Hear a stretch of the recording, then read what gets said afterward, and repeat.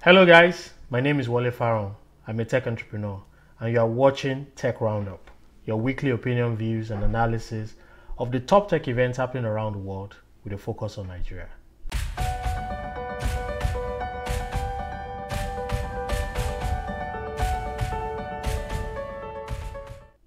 On Tech Roundup this week, we'll take another look at the impact of the virus now that Nigerian companies are activating remote work mode, as we learn of a mobile solution to track the virus in China and other places.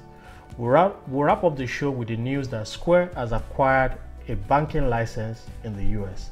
Of course, don't forget the number of the week. As always, the show is packed. Let's get started.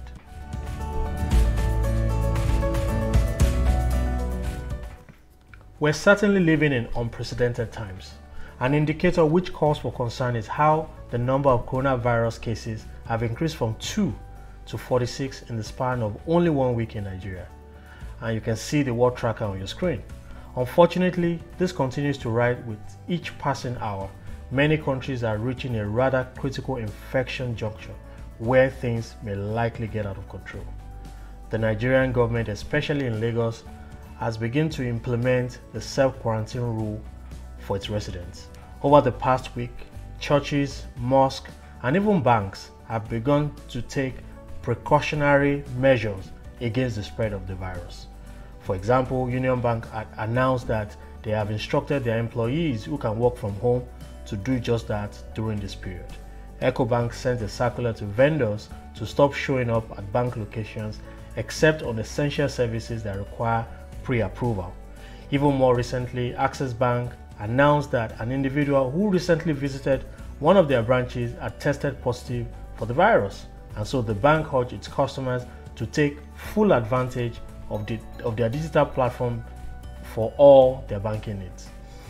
The chaotic effect of this pandemic makes it rather unclear what the Nigerian financial services industry will look like after the crisis is over, especially banking. Fortunately, these days, banks have their digital options that allow customers to manage the vast majority of banking needs without leaving their homes. Now more than ever, the importance of exploring digital platforms and tools in banking is increasingly highlighted. But the real question today is, if this continues and the banks are able to operate their branchless model successfully, does this signal the beginning of a new normal for banking and financial services in this country? I'll make a case for this based on the following. 1. These entities become undoubtedly more profitable.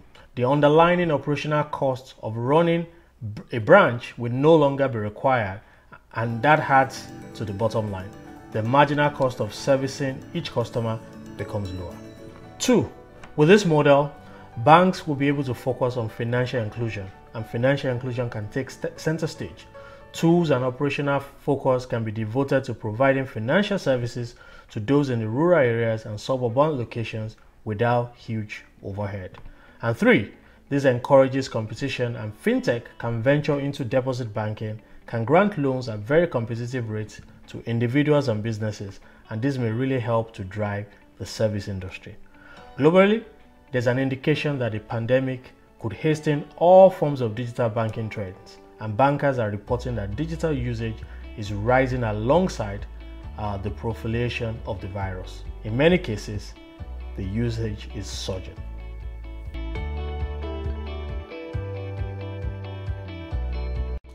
To our next story, I've come across a few smartphone tools that track the possible transmission of coronavirus. Across the globe, governments, industries, and researchers are pooling resources together to make this a reality. In China, they already launched a health code app that assigns a green, orange, or red QR code to users based on their health status.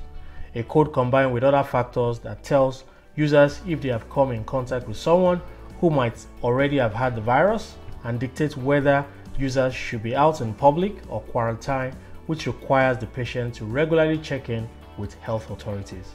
These developers, alongside the government, are using data of our daily existence to help combat this epidemic.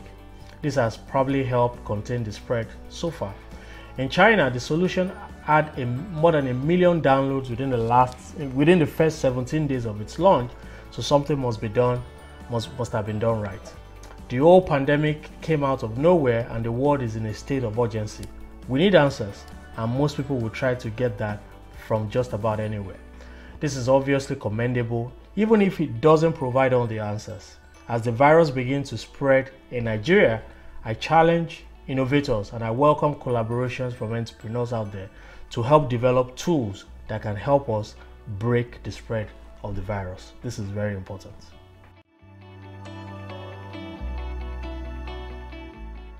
And to our last story this week, a little bit away from coronavirus. Square says it has received a nod for a banking license in the US. The Wall Street Journal is reporting that the federal and state banking regulators in the US have approved an application from the financial tech company Square to start its own bank in the state of Utah. The stock on Nasdaq went up by about 16% amid the news of this approval. The bank, which will be called Square Financial Services Inc., is expected to launch in 2021 and will be supervised by the Federal Deposit Insurance Corporation and the Utah Department of Financial Institutions. Square Financial Services will offer small business loans to merchants that use Square devices to process their payments. Square's banking effort started over 2.5 years ago and was marked by opposition from bank lobbyists and community groups who objected to Square's decision to pursue a charter for so-called industrial loan company. Why is this relevant to us in Nigeria? Why am I talking about this? Square is a classic fintech whose operations have expanded across a few complementary verticals over the past several years.